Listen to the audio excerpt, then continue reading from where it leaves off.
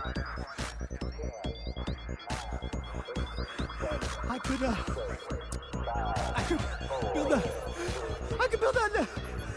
build a spaceship. Hello and welcome to the Space Doc Jury Minisode number 2. I will call it Minisode. I'm Lee.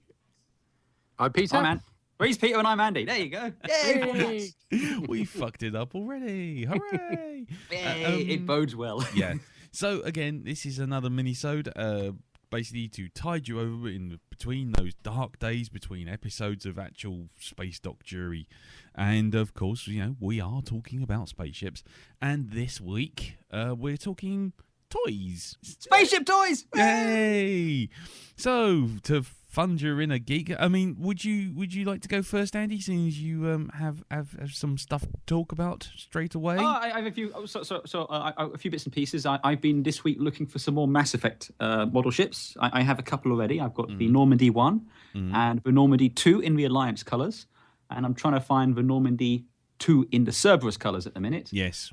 Little bit expensive, but you know they do look good on the shelf. They're those nice little desktop models. Yeah, they're the Dark Horse models, aren't they? Yes, Dark Horse models, beautifully detailed and fantastic little things. And yes, you know, they're just so elegantly detailed. They did quite a few. They did the Turian ships, the Alliance dreadnoughts, the shuttle. I don't think they did the Destiny Ascension though. No, I which is a bit of a shame. And they also did the Kodiak or the Kodak or Kodiak. That's it. Kodiak shuttle from Mass Effect 3. Yes. Which is the little shuttle in Alliance and Cerberus colours. Yeah, of course, you know, very that's nice. important to Definitely. difference. I did see in Forbidden Planet this week, they had a nice little model of the UNSC Infinity from Halo 4 and 5.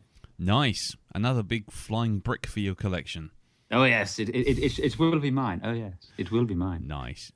So, yeah, one day we're going to start up an Amazon wish list is what we're basically saying to all you lovely people out there. What do you want then? I've already got one. Feed our habit. Feed it. Feed it. And speaking of habits, Pete, you have something of a spaceship habit at the moment going on. I do. It's deadly.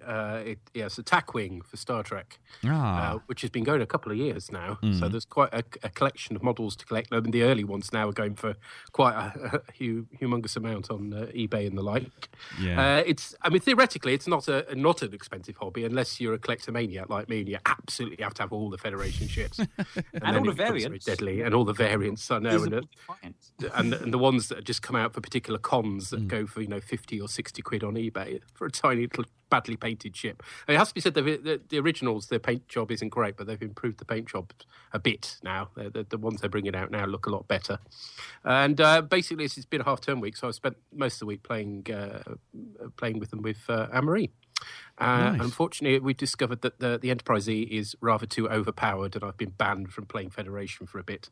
But I'm sure Lee will be happy to hear that. Basically, the combination of Enterprise E and Picard from First Contact is pretty damn deadly, it has to be said. So, I got to say, I don't think Peter's performance in Attack Wing is actually grounds for basing any assumptions of the Enterprise E, Lee. So when we come to that, do your homework like a proper person. And it has to be said, we would not be using Attack Wing rules as a basis for stats for our podcast because they're all over the place. Not to be trusted. Why not?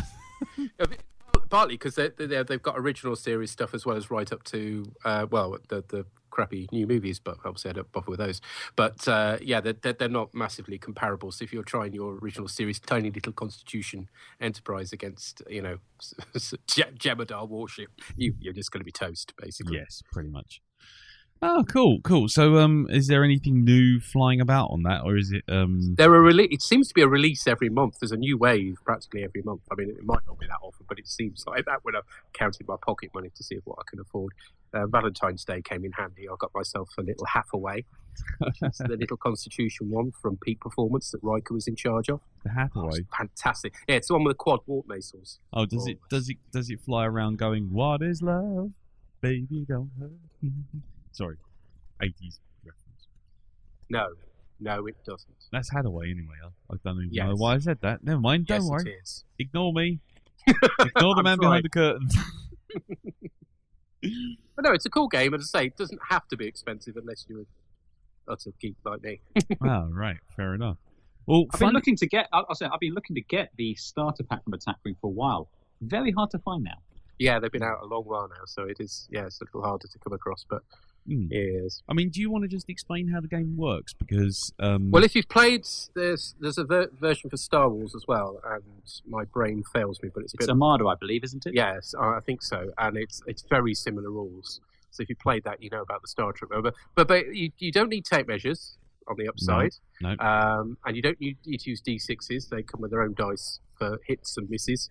So basically, the Star Set has everything you need for a decent game, providing you're happy with one ship each. Basically, it comes with three different factions.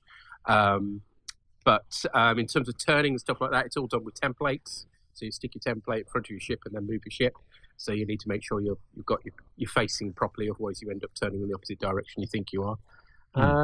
But yeah, it's not a difficult game to get your head around. So as a starter, an introduction to the world of gaming, it's actually pretty good. Cool. Well, I mean, moving on from that, there is something to do with Star Wars. Their new version of Attack Wing, which is in April. There will be a new version called Star Wars Rebellion, which is a version of Attack Wing. And I know this because I recently went to a gaming cafe in Bromley it's called Paradise. See what they did there? Paradise Gaming Cafe. And what you do is you go in, it's like a normal coffee shop. You just sit down, you have your coffees. But along one wall is a load of games and Games Workshop games, which you can sit down and play for $5 for as long as you like, just drinking coffee and playing. But when you go to order your coffee, do you have to roll like a D6 to see if you can get your coffee or not? Yeah, exactly. Yeah.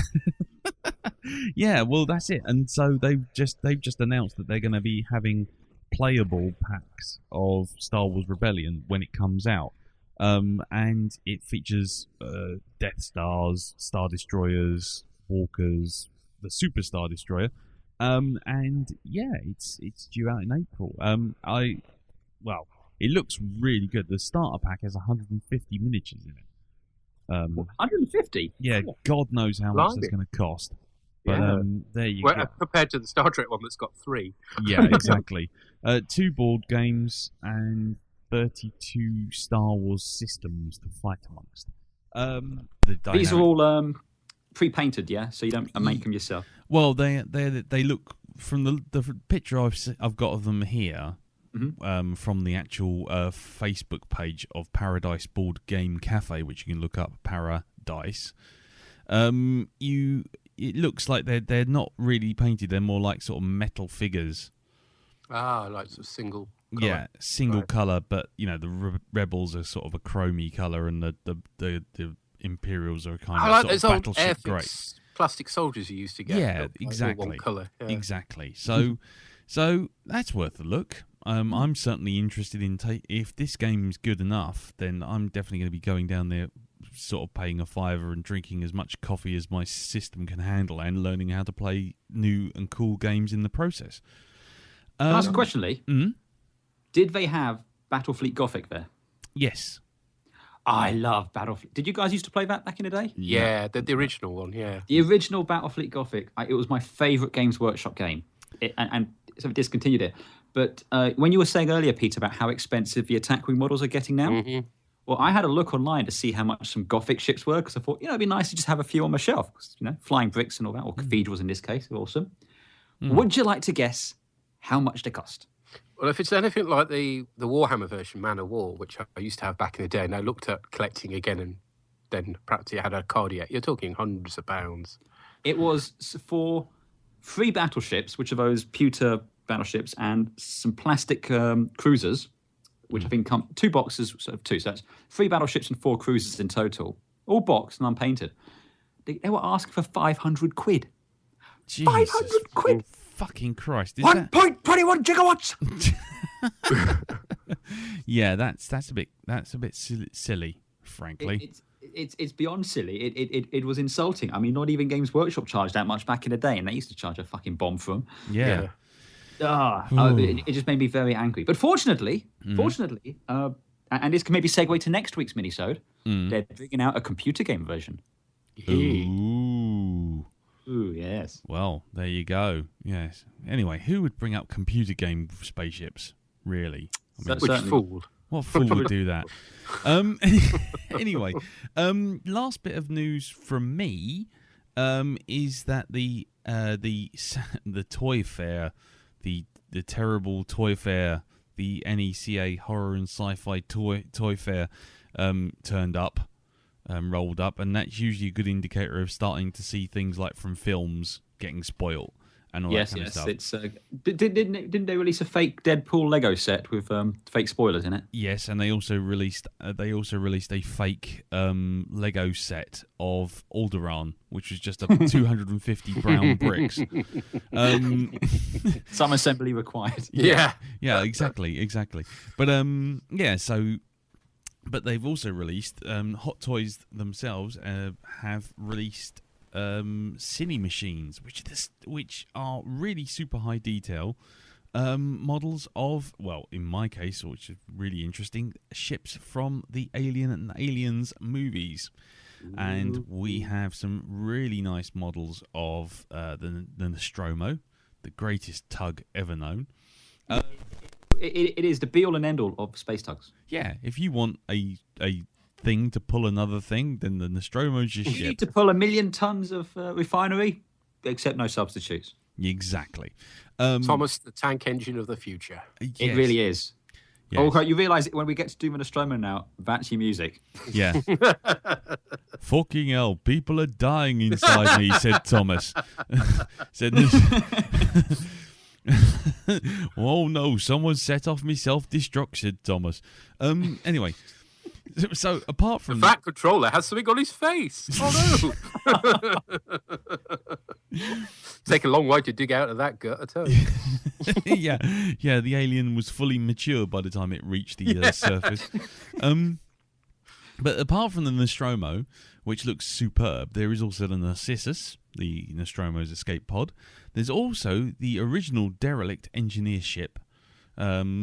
You mean the donut, which if you want to escape from, you just run to either side? No, it's the original. It's the original. Oh, okay. It just sits there. It doesn't do anything silly like roll over Charlize Theron, who has absolutely zero concept of precisely what is left and right.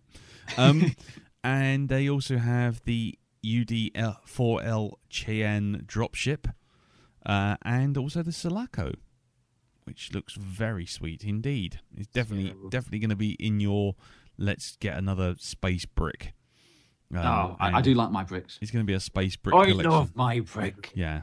It's a spiky brick too. It's a spiky brick. The kids away. Yeah, it also looks like it has a grip on the end, just so you can get hold of it and smack someone with it. Well, it's obviously a gun, isn't it? It was based off of a gun, wasn't it? Yeah. It was based. It was wasn't it the pulse rifle? It was the earlier concept. The pulse rifle changed between the first concept and what became, but the Sulaco was basically meant to resemble the pulse rifle. Effectively, as James Cameron said, he wanted a flying gun, so they made him one. Well, there you go. So, those will be out later this year. I'm looking forward to that, I have to say, and I can imagine that by that point I might even have some of my floating shelves up to put up some of my ships. Oh, excellent. Yes. So ships. Yes. So there shelves were made for spaceships. Exactly. And pop figures. Yes. Anyway. No. So, does anyone else have any extra news, or shall we sign off? No, I got some toys for 1 week. Yes. Okie dokie. My wallet is empty already. Yes, there you go. So, that's it for this week. Thank you very much. Do leave any comments on the Facebook group, which is facebook.com/group/spacedogjury, or leave us a nice little review on iTunes, which would be most appreciated. Or come and visit us on our little subdomain at Geek Planet Online, which is spacedoc.geekplanetonline.com.